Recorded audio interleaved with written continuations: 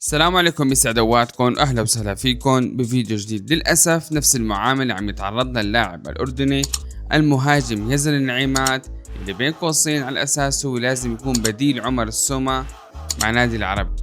باخر فتره او مع بدايه الموسم الجديد 25-26 يزن النعيمات ما عم ياخذ ابدا اي فرصه كامله للمشاركه مع نادي العربي بالمباريات الرسميه، وخصيصا منتخب الاردني النشامه عنده هلا استحقاق كبير ومباريات مهمة تحضيرية ودية قبل بداية المونديال، أو استحقاق كبير أكيد بطولة كأس العالم 2026. يزن النعيمات من اللاعبين المميزين ومن اللاعبين الكبار اللي أثبتوا نفسهم ببطولة آسيا الماضي ومع منتخب الأردني بالتصفيات، فلاعب مهم جدا وكان عنده عدة تجارب احترافية بالسنوات الماضية وخصيصا بالدوري القطري مع نادي الأهلي.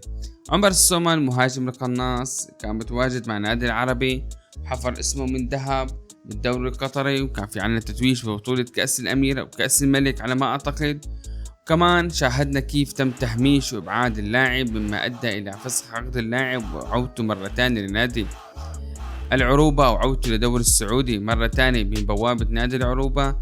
فعم نشاهد كيف إدارة نادي تتعامل مع اللاعبين والمهاجمين العرب بطريقة غير احترافية وبطريقة غير ممتازة أبدا، مع العلم أسماء اللاعبين هن من أهم اللاعبين والقناصين كمهاجمين الموجودين بهاي المنطقة العربية، لكن للأسف في عنا تهميش، في عنا خلينا نقول قلة احتراف عم تكون من الإدارة بالتعامل مع اللاعبين. بنفس الوقت أنا تابعت التصريحات الأخيرة يلي كانت هو عدم وجود وكيل أعمال دائم أو وكيل أعمال احترافي للاعب يزن النعيمات يدير أمور اللاعب، ويكون في عنا عقلية احترافية للتعامل مع إدارات النادي من قبل وكيل أعمال اللاعب. أكيد هذا الشيء جدا مهم. بنشاهد احترافية عمر السومة كيف هو بيبتعد عن التصريحات أو ما بيهاجم حدا، وهيك لازم يكون أي لاعب بالعالم يبتعد عن وسائل الإعلام ويبتعد عن هذا الموضوع حتى ما يثير بلبلة بالوسط الرياضي وما تتأذم أكثر الأمور بين اللاعب وبين إدارة النادي، مين ما كان اللاعب ومين ما كان إدارة النادي، حتى ما يكون في عنا تأزم بالعلاقات وبالتصريحات بين اللاعب والإدارة.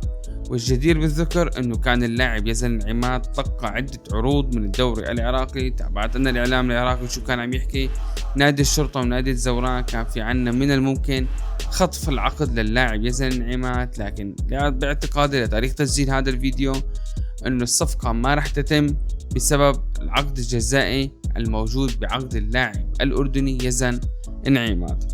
العموم نتمنى التوفيق ليزن، لعمر، لجميع اللاعبين العرب المحترفين اللي عم يمثلوا بلدانهم ومنتخباتهم من اللاعبين الجيدين بقارة آسيا. وأكيد المنتخب الأردني منتخب غالي علينا وعنده هلا استحقاق كبير بطولة كأس العالم ومباريات ودية. في عنده مباراة ودية مع المنتخب الروسي، وكان إدارة المنتخب الأردني أو الاتحاد الأردني لكرة القدم يوم الأمس أعلن رسميا قائمة المباريات الودية للمنتخب الأردني النشامة بقادم الأيام أو خلال التوقف الدولي القادم. عالم عم تحضر حالة لكأس العالم، وعالم عم تلعب مع باقي المنتخبات تتأهل لبطولة آسيا.